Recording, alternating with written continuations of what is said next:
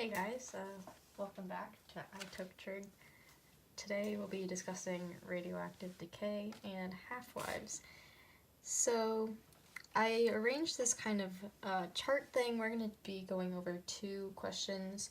So it gives us the isotope, the half-life, the initial quantity, and what we would be left with after 1,000 years and after 10,000 years.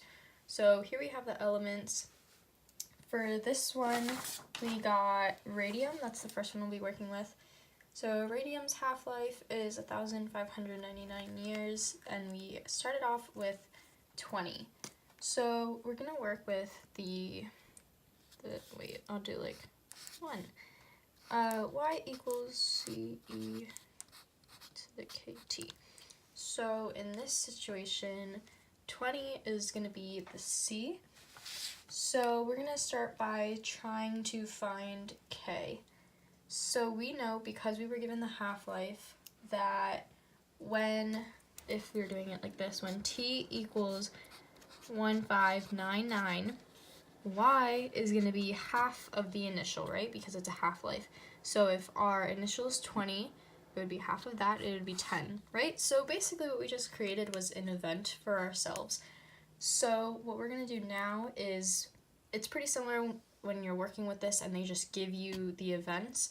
We're just going to start off by saying that 10 is equal to, 20, because that's our initial, e to the 1599 times k. So we're going to try to find k.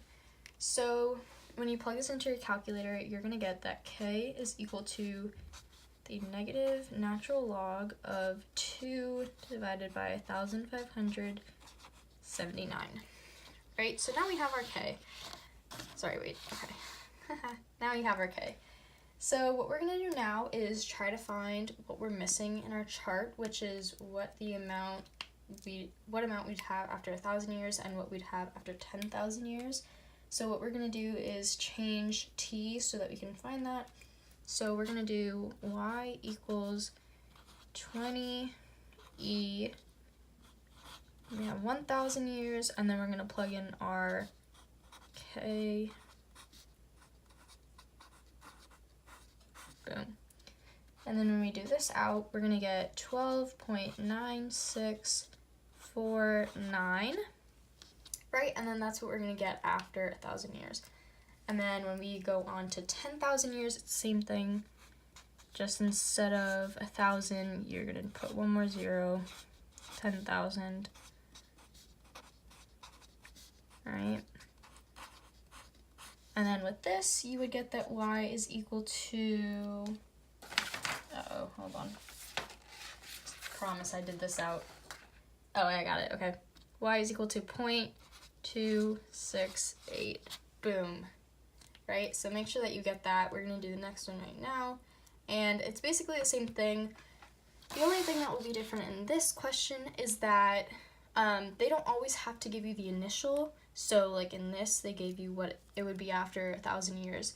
So you kind of have to work around having the C to start out with.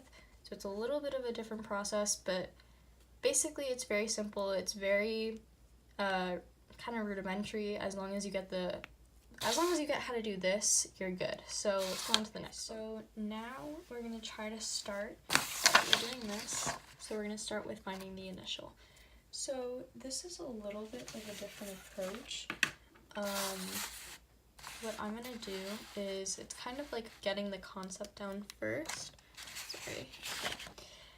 So basically, if you think about it, if you have 1/2 C, that's 1/2 the initial amount, which is what will be left over after the half-life, however many years that is, has gone by. So 1/2 C, if you think about it, is equal to CEKT, right? It's going to be, this represents the Y, what it'll be after the half-life if you plug it in for T. So you're going to cancel out the C's and you're left with this when T equals the half-life. So we're gonna plug in the half-life so that we can find K.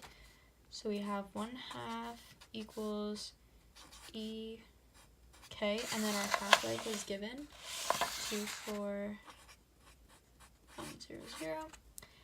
So now what we're gonna do to get rid of the E, we're gonna ln both sides.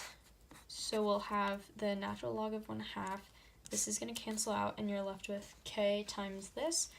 And then to get K, we'll divide on both sides. It's really just some algebra. And then we have K equals the natural log 1/2 over 24,100. So now, in order to get our C, which is what we're looking for, we're just gonna plug it back in. So we were given here that after 1,000 years it was 2.1. So we're gonna put 2.1 for Y equals C E after 1,000 years, and then we're gonna put our K in. So times ln 1/2 24100. Boom. And then you should get that C equals 2.16. And the other thing is just finding it after 10,000 years, which at that point is really simple. It's just putting Y equals C, which is this. Oh shoot, I didn't actually work this out. So anyways, it's C E, then 10,000 ln, boom. And then you should just be able to plug that into the calculator and get what Y is. So Y equals 1.620, whatever. Okay, basically what's important is if you're given the initial, it's really simple. It's just working through this. And if you're not given the initial, what you're gonna wanna do is first, don't worry about C, because you're gonna use 1/2, and you're going to be able to cancel the C's out and just focus on getting the K. And then from there, once you have K, you're doing the same thing as you would normally do to find C, and then plugging in whatever numbers that you need to figure out what it is after a certain amount of years, whatever they end up asking you. So, yep, there you go. There's radioactive decay. Hope you guys enjoyed. Make sure to give it a thumbs up. See you guys next time.